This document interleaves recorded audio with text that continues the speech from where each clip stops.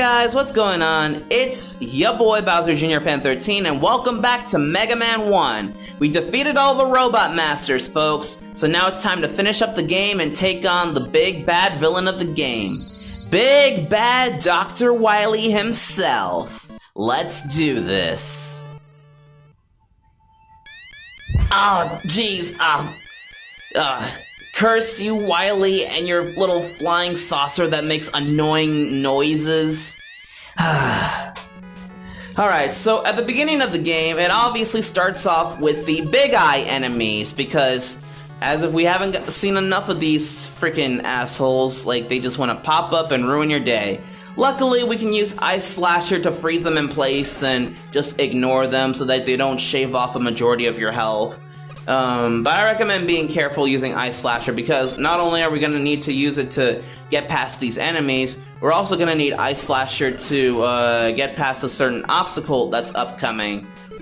But we're going to switch to Super Arm now and destroy these blocks. They can also be destroyed with Thunder Beam, but it's better to just save Thunder Beam for later.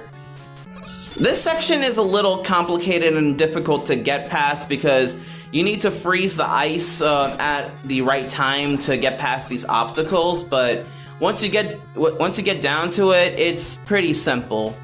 And I have no idea how to get that health pickup. It is like really difficult to get, but I wouldn't risk it because of the spikes that's underneath. That's not underneath it, but yeah. And then these little grasshopper enemies will catch you off guard too when you're climbing up the ladder. Make sure you have Thunder Beam with you. And then we're just gonna super arm our way through the rest of this section. And this is another one of the most complicated sections to get through in Mega Man. Now, normally I would be a pro at dealing with this, but if you're not careful, it can screw you over because of that Bullet Bill-like enemy and the spikes, but yeah. And anyways, look, it's the enemies, the platforms from Iceman stage, because clearly we have not gotten tired of seeing these guys. Jeez. So, as I said, Magnet Beam is mandatory to beat the game. If you come here without Magnet Beam, you're not beating the game. Trust me, folks. But if you run out of Magnet Beam somehow and you haven't timed your shots, that's okay because every time you go down the ladder in this section, the little weapon pickups, they'll immediately respawn. So that way you're able to refill Magnet Beam and you can keep going on and on until you feel like you have enough ammo. So yeah. So I think I'm gonna go ahead and get one last shot of Magnet Beam and damn it. Freaking platform enemies just had to ruin it. Alright. So anyways, so now we can finally get past this segment for realsies. So, just, yeah, it takes time, folks. Be careful where you time your shots, and yeah. So we're gonna use Magnet Beam one last time to get up here, and boom.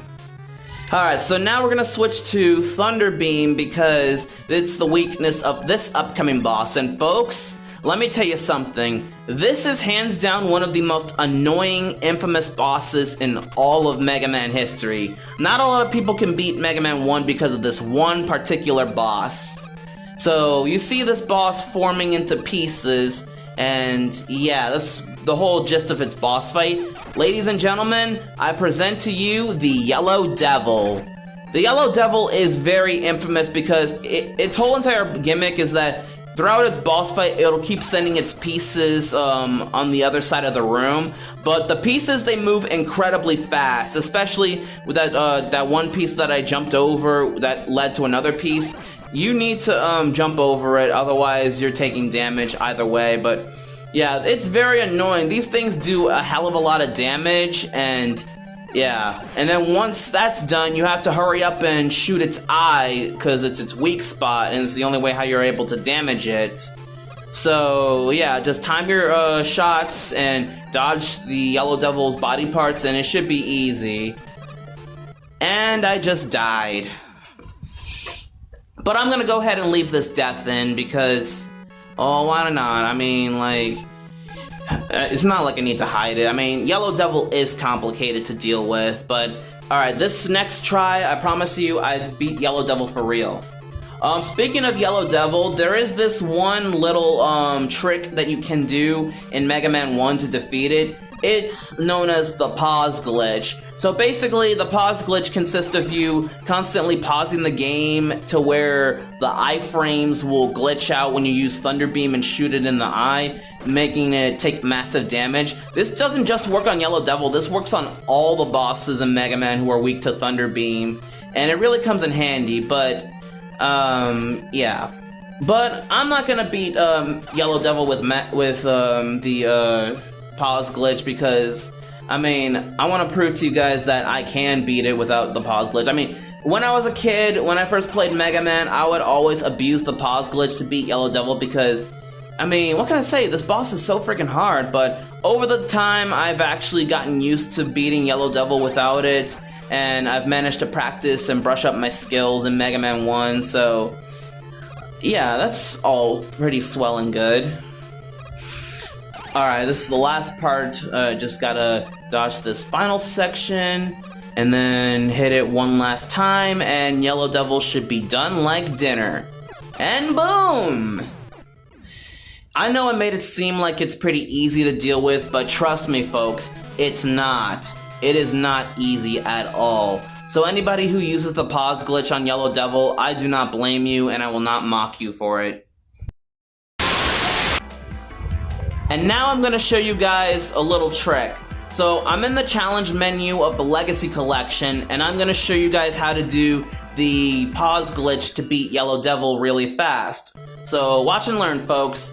So as I said, when the Yellow Devil's eye appear, you have to constantly press the pause button, not the weapon open button, but there's a pause button that you can press to pause the game without going into the weapon menu. Keep spamming the pause button as the Thunder Beam is present, and yeah, the iframes will glitch out with the Thunder Beam, and it makes dealing with Yellow Devil pretty easy, and yeah. So yeah, that's how you beat Yellow Devil with pause glitch. Like 30 seconds, wow, that's pretty fast. And pretty impressive if I do say so myself. Okay, and now we're gonna continue on with the rest of the game. Alright, so in this section, so in this section is a whole marathon of bosses that you'll have to face. So, for those who don't know, in the Mega Man franchise, when you get to a certain area in the Wily Castles, they make you refight the bosses in the Mega Man games. Normally it's just one big room with the teleporters that take you to the bosses, but here it's, the bosses are scattered throughout the levels, so yeah, you'll have to fight them all one by one. Now, this is a staple in every Mega Man game, so the whole boss rematch section, I get used to it. I know some people find it annoying and stuff, but I think it's a good way to help refresh people's memories on how to deal with the bosses to truly test out your skills.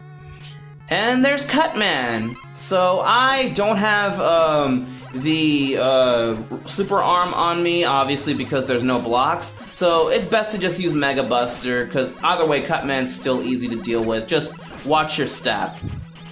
Anyways, I guess the next thing we can also talk about is Mega Man's family. So Mega Man and Dr. Light are the two characters that usually appear in almost every game together because, well, they're like the main characters aside from Dr. Wily too. Roll, on the other hand, we rarely see Roll. Spoiler alert, she does make an appearance in the credits, and it's kind of weird that the US manual does not mention Roll at all, but yeah. But did you know that Roll was actually supposed to have a bigger role in this game? Where originally she was supposed to be the Princess Peach of this game, where she was going to be kidnapped by Dr. Wily. But there was also an unused concept where Roll was actually going to be a boss that you would have to fight, like where Dr. Wily would reprogram Roll and you'd be forced to fight her. Like, that's an interesting concept that I've never seen before, and I really wish games would try to revisit this. Well, then again, I guess they do sort of revisit this in in Mega Man Powered Up, but that's a game for another time, so we won't really get into more details on that. But other than that, I guess we could just I'll go ahead and read you Roll's database as well, since since I read the Robot Master's data and Mega Man's data, I'll read you Roll's too. And if you're wondering where I'm getting the information of all these characters from, it's from this book called The Robot Master's Field Guide. So, yeah. Anyways, here's Roll's data. Whereas Rock was created to help the lab, Roll was created to help around the house. When her older brother stepped up to the task of defending the world as Mega Man, her duties expanded beyond cooking and cleaning to help Dr. Light assist the Blue Bomber with his missions. Because Rock must often put himself in harm's way during his many battles with Dr. Wily, Roll constantly worries for his well-being. But because she was specially designed for doing household tasks, she can take her mind off such troubles by partaking in cooking, cleaning, and other chores she enjoys. Roll has a kind, peaceful personality, and though she is sometimes perceived as cowardly, it's said she can swing a mean broom. Her greatest strength is her helpfulness, which is the driving force behind her dream to create a hospital in which she can help many people. More on that in another game, or some sorts. She is also said to love animals, with the exception of cockroaches. Yeah, nobody likes cockroaches. And seems to have an affinity for dressing up in various costumes. More on that in future games as well.